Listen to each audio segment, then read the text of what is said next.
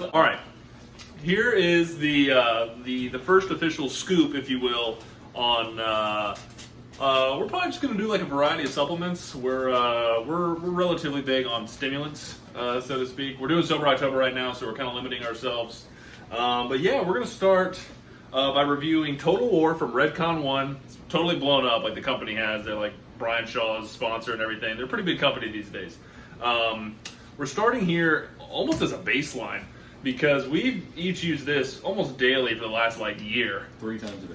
3 times, yeah, microdosing throughout the day. No, we use this, yeah, like I said, almost daily for about a year now, at least for me. And we're gonna break it up. What are we breaking it up into for ratings? 4 different categories. We're gonna score it 1 to 5. It's ingredient profile, cost, taste, and effectiveness. And so a perfect score of all 4 categories were a 5. It would be a perfect 20. So okay, yeah, and okay. Well, I mean, I'll start off just because it's the only one I remember that you mentioned. Cost. No, cost is really good on this one. You can get this on Amazon. You can get it straight from their website. It's advertised a lot on Instagram. I don't know what those prices come out to if you go through there.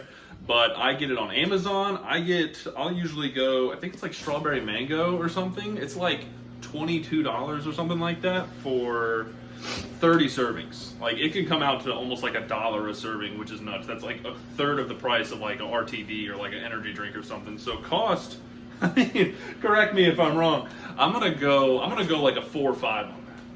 I'm gonna go like a 4.5. I mean, as far as when it comes to like and we'll get into the ingredient profile, but when it comes to like a pretty moderate to high stim pre-workout, coming out to like $1 a serving is good. That's good in today's market, and you can go over the ingredient profile and everything.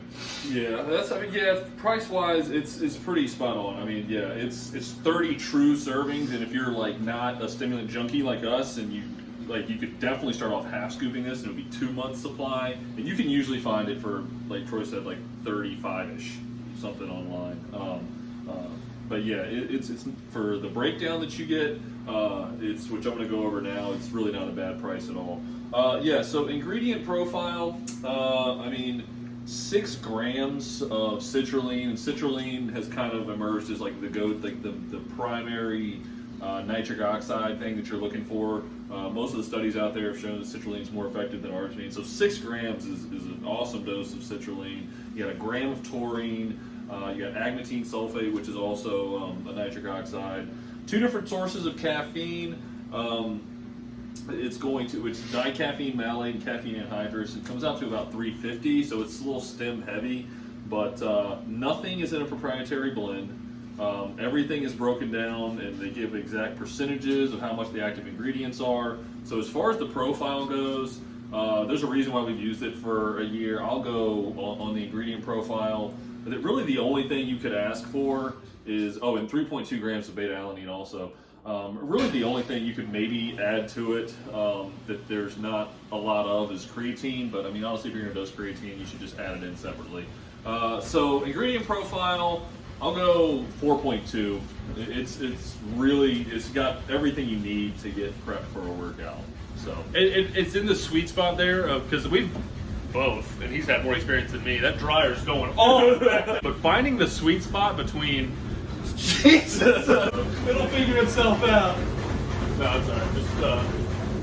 Just we're good. That's how it's done, folks. Finding the sweet spot between being overstimulated, something like, not to bash these companies, but like Mr. Hyde or ESP Extreme that are just way over the top, and then something like, I don't know, like an introductory pre-workout that it just feels like a snoozer going in. This is a really good, almost like starting place or baseline, I guess, of finding where you kind of stand on that like stimulant line. Taste. I have right now strawberry kiwi.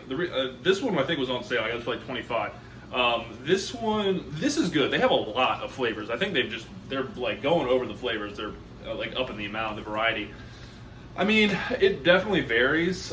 They have anywhere from like fruit. You have what, sour gummy bear? Yeah, that was just because there was a lot. This isn't my favorite. It's usually they have fruity and they have like fruity and candy variety. Like those are like the 2 kind of types. I elect for the fruity ones. Some of the candy ones really do almost taste like you just powdered down like a nerd's rope, and it just like it's a lot. But none of them are gross. But none of them either are like Except the black pepper one you got. Oh You got, yeah, like, a black don't pepper get one. firecracker. It's like it's just like a pepper grinder in your mouth. But I mean, I'm not to spend too much time on it. The fruity ones I think are a little bit better, a little more preferable. I'm gonna go on the like a 3.5, like something pretty normal. They're not bad, but they don't taste amazing. Definitely tolerable. You're never gonna like wince when you drink it. It's like a pretty like standard on taste. And that leaves us with effectiveness. So yeah. And piggyback off that on taste, yeah, most of the flavors taste really good. Tiger Blood, I would say is like over a 4 for me as far as just drinkability. That's like my favorite flavor. But yeah, I mean, all the flavors are going to vary, obviously. But yeah, 3.5 is like a good assessment of kind of just a middle ground for all their flavors. And then yeah, effectiveness, like Troy said. I mean, and I've been around long enough, like taking pre-workouts like for the last over a decade.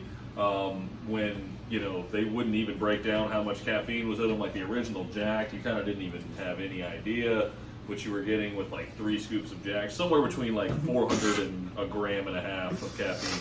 But yeah, it's really smooth energy. It doesn't keep me up at night. I drink this a lot of times driving home from work or driving to the gym from work, and I mean it's good boost for the gym, and then I get home and I'm fine. So yeah, effectiveness is, I mean, I honestly like have no complaints. So I mean, I don't want to give it a perfect score like Portnoy says. You got to like be the Russian judge. I'm gonna say like a 4. I'm gonna say for me.